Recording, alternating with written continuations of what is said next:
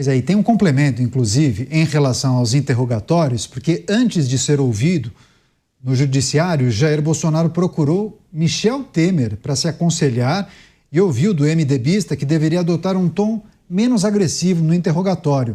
Segundo informações publicadas pelo jornal O Globo, o ex-presidente teria procurado o seu antecessor no cargo, pois ele já auxiliou Bolsonaro em outros momentos.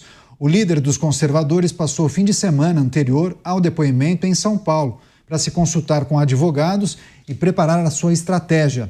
Temer é próximo de integrantes do judiciário. Seus aliados disseram que ele acompanhou a oitiva e considerou que Bolsonaro foi bem. Inclusive, viu com bons olhos as brincadeiras feitas na sessão. Você, Cristiano Beraldo, percebeu essa mudança de tom, essa nova estratégia de Jair Bolsonaro? As informações indicam que tem um dedinho de Michel Temer. Mas isso tem algum tipo de reflexo prático? Talvez uma consequência, uma pena abrandada por conta disso ou nada a ver?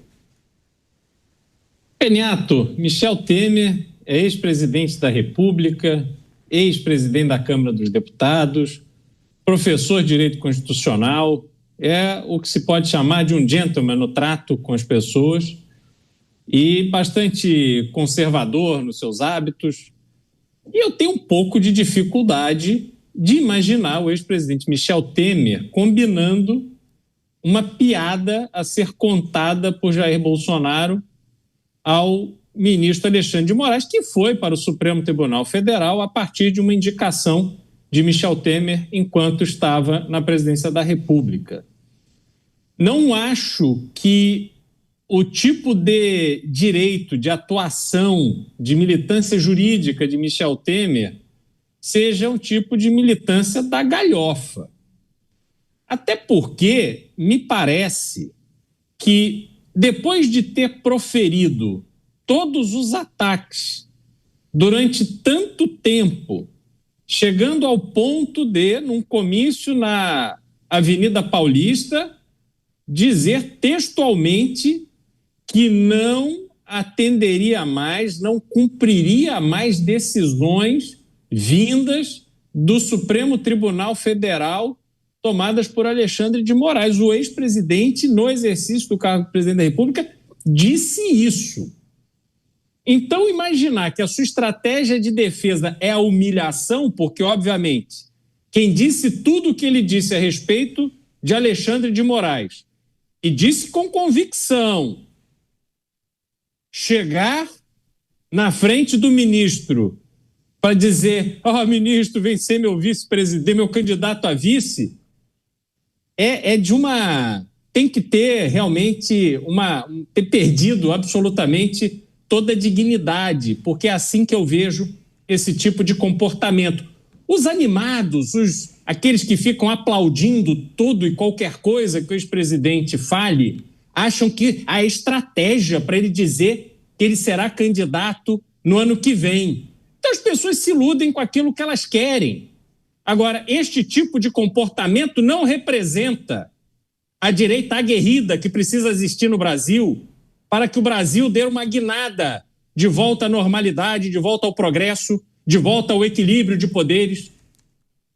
Adotar a galhofa, a piadinha, a risadinha nervosa, não condiz com aquilo que está sendo tratado no Supremo Tribunal Federal.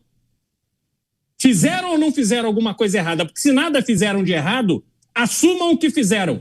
Fiquem firmes e aguentem as consequências. Porque é assim que uma pessoa de garra, de fibra, deve fazer.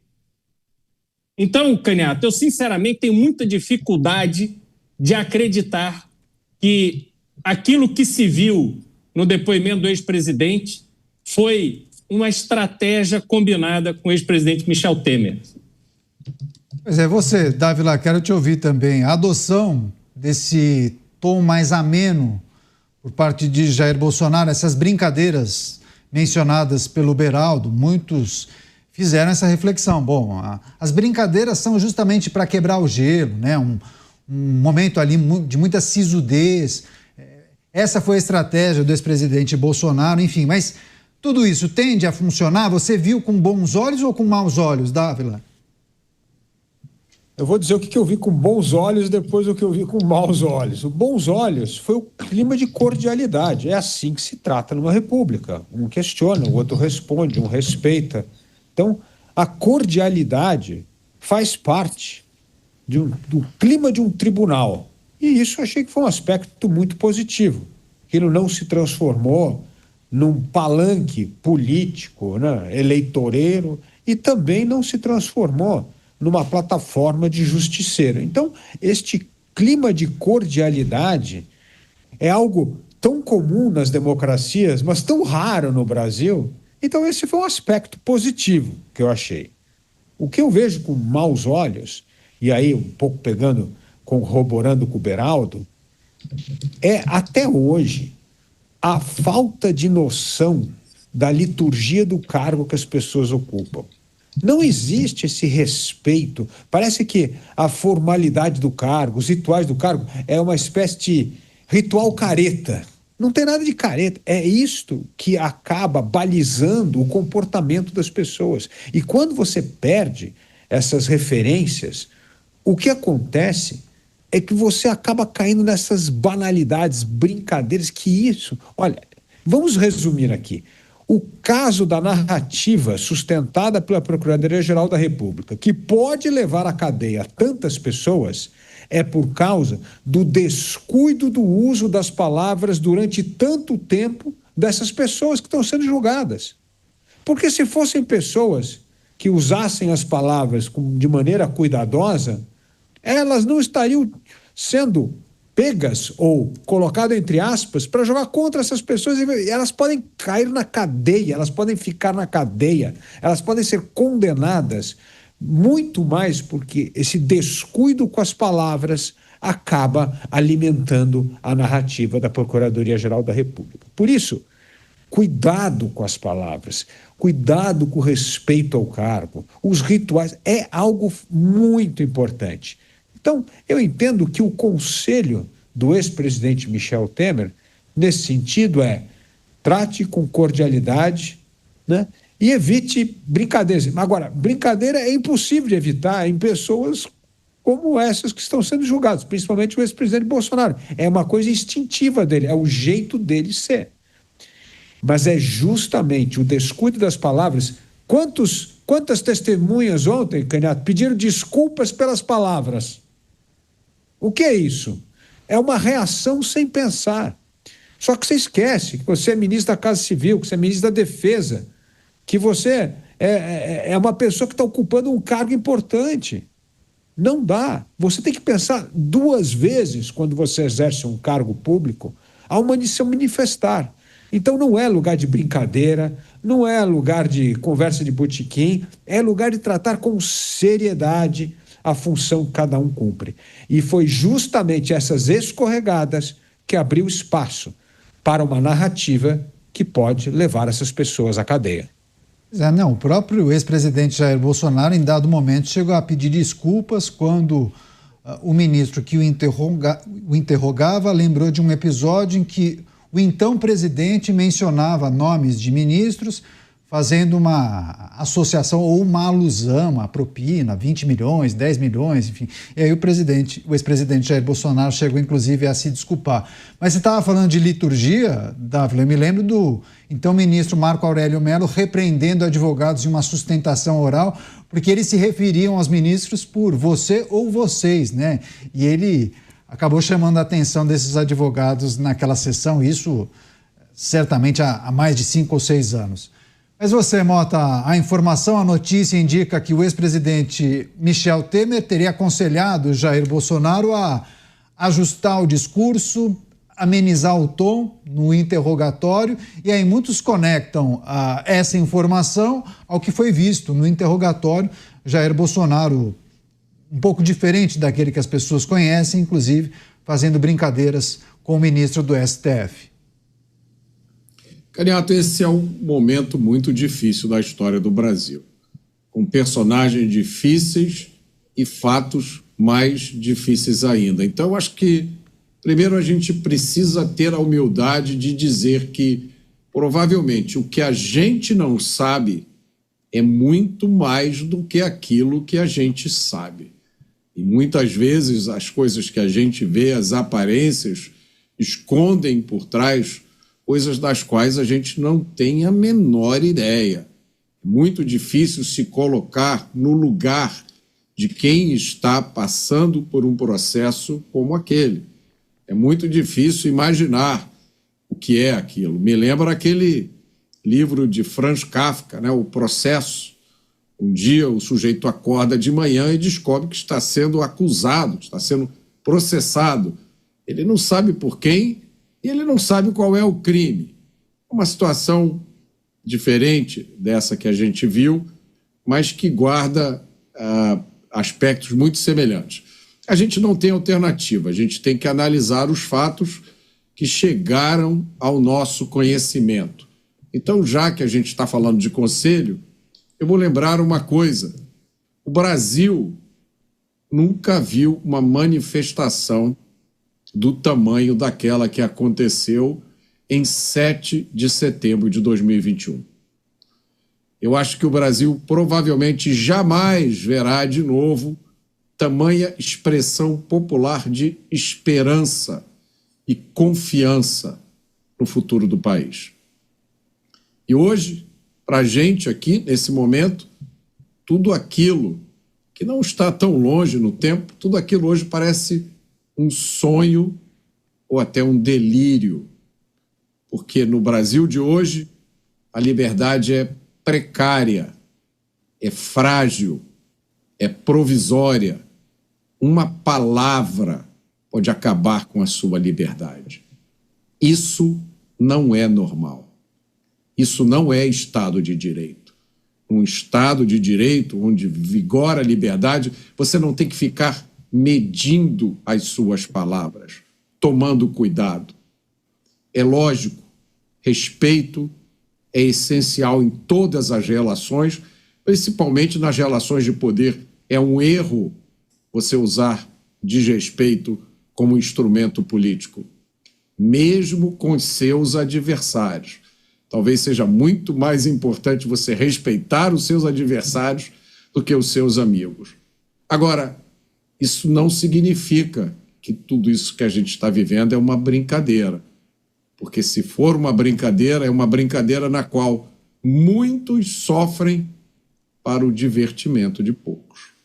Agora, Beraldo, olhando para esse cenário, para a notícia, para a indicação de que houve um aconselhamento e de que talvez o ex-presidente Jair Bolsonaro tenha acatado ou entendido que era melhor adotar essa estratégia, de que maneira isso tem algum tipo de impacto para a base de milhões de seguidores que muitas vezes olham para ele como quase um super-herói?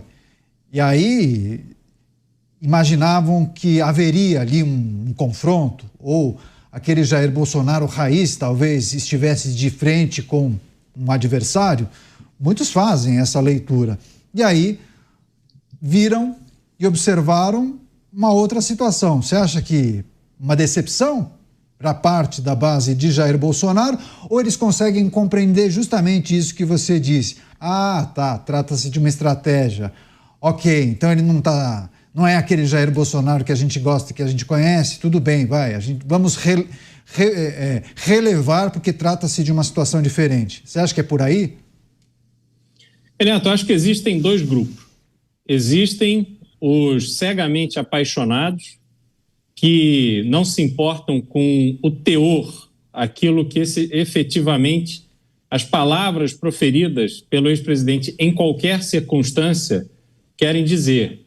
Não importa o que ele fala, não importa se ele chamou os manifestantes de 8 de janeiro e aquelas figuras mais emocionadas com o que aconteceu ali entre o fim da eleição e o 8 de janeiro, ele chamou essas pessoas de malucas, com desdém. Essas pessoas ficaram malucas porque foram levadas a acreditar que havia algum tipo de movimento que impediria que o seu opositor, que foi vencedor na eleição, assumisse a presidência da República. Essas pessoas, elas não estavam fazendo um cálculo detalhado, técnico, sobre quais são as medidas cabíveis dentro da Constituição. Não, elas ouviam mensagens e elas agiam ou criavam expectativas em relação a essas mensagens. Pois bem, foram reduzidas a meras malucas. O ex-presidente teve uma postura neste depoimento muito diferente, por exemplo, de Donald Trump, que quando, na sua visão, injustamente acusado e processado, encarou tudo com firmeza.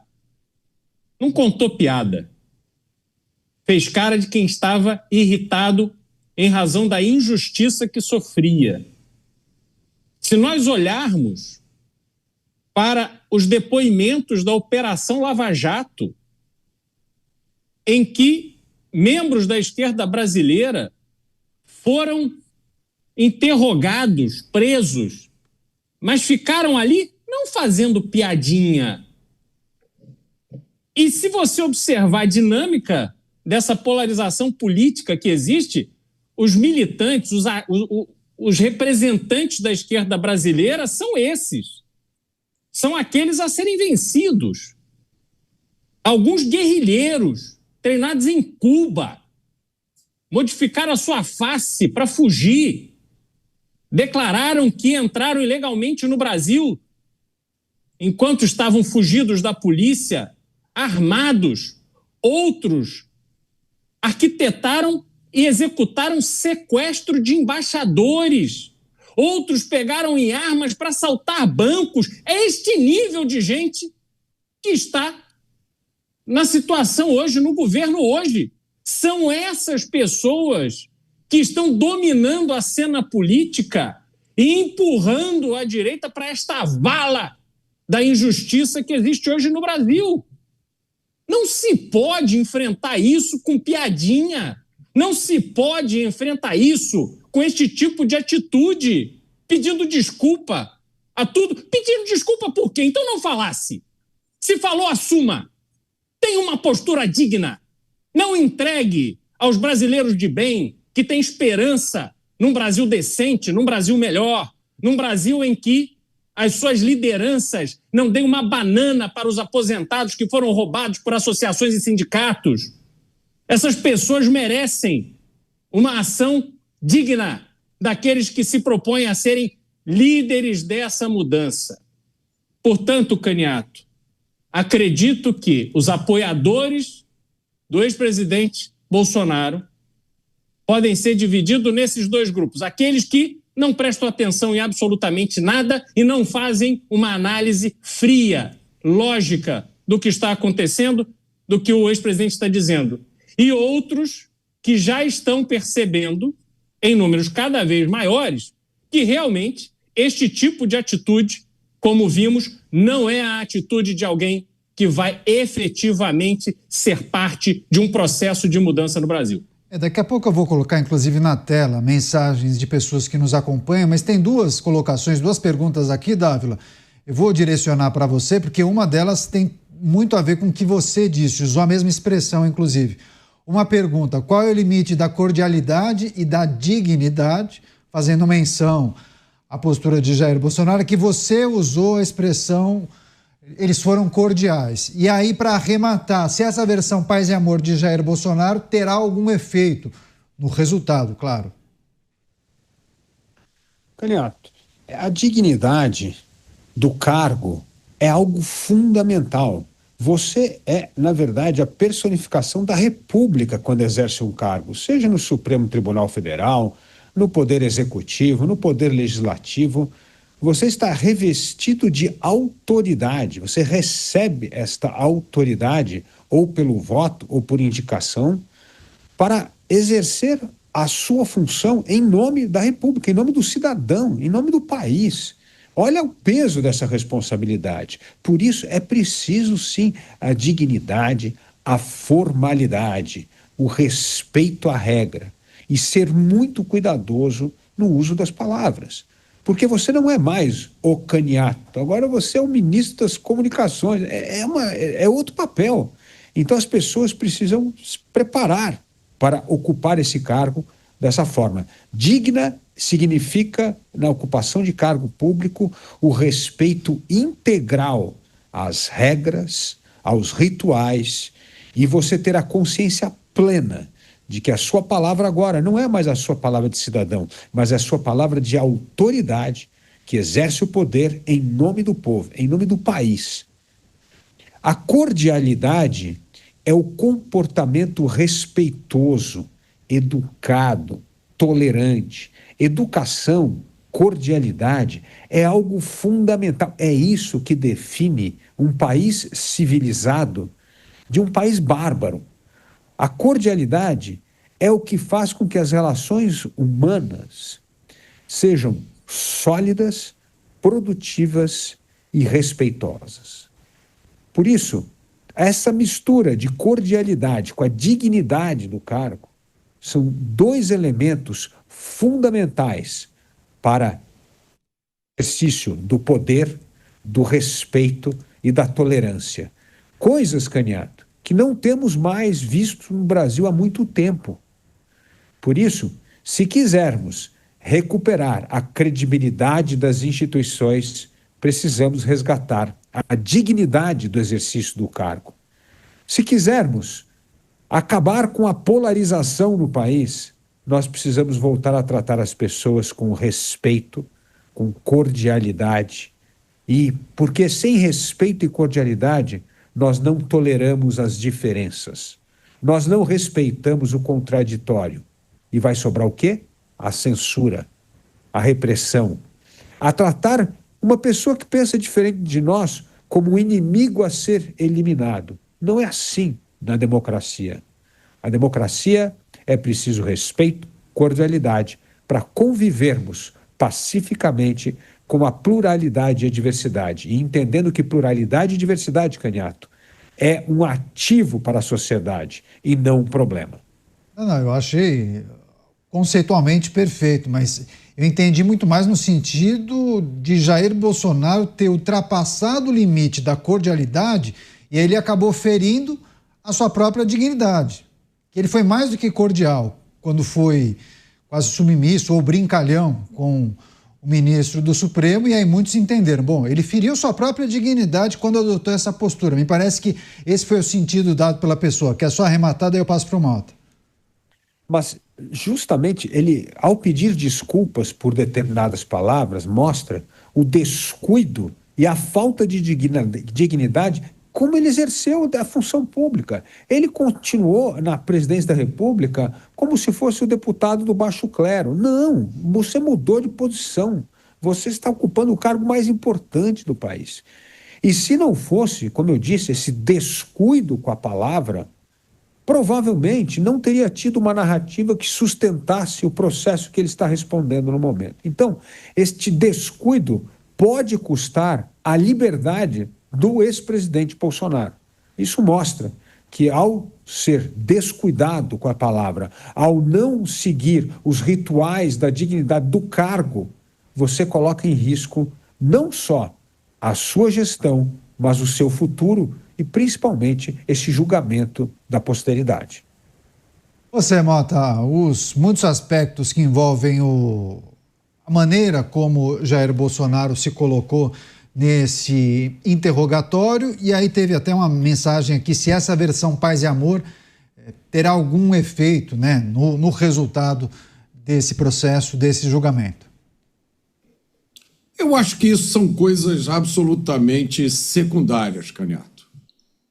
Eu acho que a gente tem que se ater aos aspectos principais do que está acontecendo, do que aconteceu. E o aspecto principal que mais me chama a atenção e que foi ressaltado por inúmeros juristas é que aquelas pessoas estão sendo acusadas de uma conduta que não configura crime. É isso que muitos juristas dizem. Não tem nada de errado em você criticar o governo.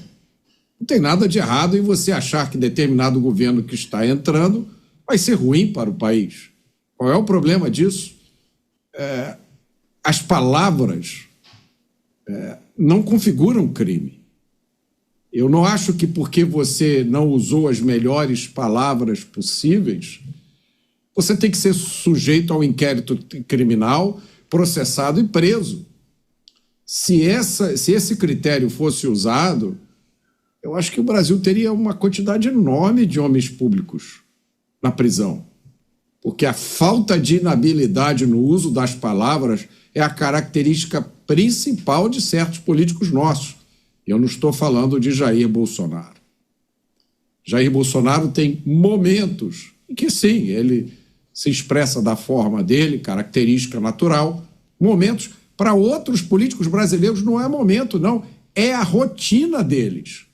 É só você pegar uma longa lista de discursos. Prática para alguns políticos brasileiros, não há uma aparição pública em que não é dito alguma coisa inapropriada, usado uma expressão grosseira. Isso é a rotina. Eu acho que isso é secundário. Eu defendo que isso faz parte da liberdade de expressão. A gente não pode ter polícia de palavras ou polícia de pensamentos. A polícia tem que ir atrás de crimes. O que a pessoa está dizendo ou a expressão que ela usou é secundário. O importante é o que ela fez. O que ela fez. Tem uma expressão que diz muito bem isso.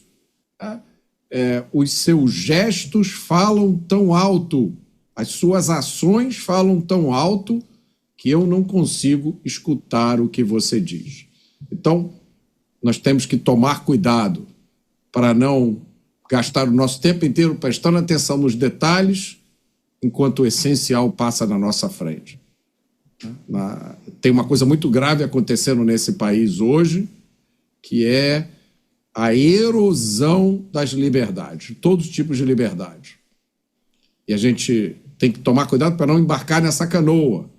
Como eu vejo muita gente dizendo, não, eu sou a favor da regulamentação das redes sociais, porque tem muita grosseria nas redes sociais, tem muita coisa ruim. É como se a regulamentação das redes sociais fosse eliminar tudo que é ruim e deixar tudo que é bom. É lógico, né? Sempre vai haver alguém que vai julgar o que é ruim e o que é bom, e não vai ser o que essa pessoa que eu mencionei aqui acha que é o que é bom e o que é ruim. Eu acho que a mesma coisa vale para a questão das palavras, da expressão. Ou a gente leva a liberdade de expressão a sério, ou então regula tudo, tira todo mundo do ar, calem-se todos, e a gente só vai falar aquilo que é permitido pelas autoridades.